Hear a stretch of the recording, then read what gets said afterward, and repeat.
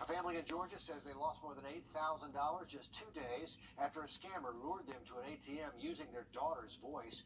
Tori Cooper went to find out just what happened to this family. Call came in at 2:17. It was my daughter's voice. George Schwartz says he thought he was answering his daughter's plea for help. Very panicky and crying and said, "Dad, I hit another car. I was in an accident." And the lady who in the other car was pregnant. Shortly after, Schwartz said his daughter said she was being accused of texting and driving, that she had a broken nose and a lacerated lip, and she needed him to call the court-appointed attorney that was provided to her. So I called the number, and he said, "Yes, I'm the court-appointed attorney."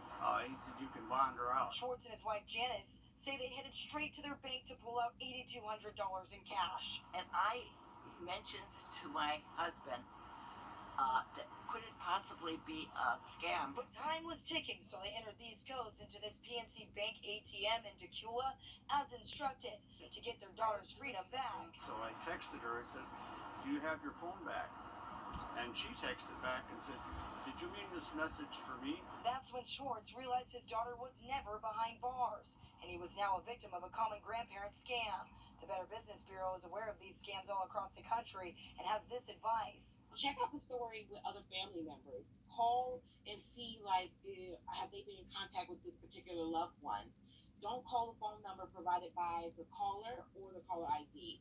And ask questions that will be hard for the imposter to answer correctly. Gwinnett police records show the Schwartz filed a report with police this week. I reported it to the report fraud, and it's an FTC number. The PNC Bank would not confirm whether or not they were investigating this case.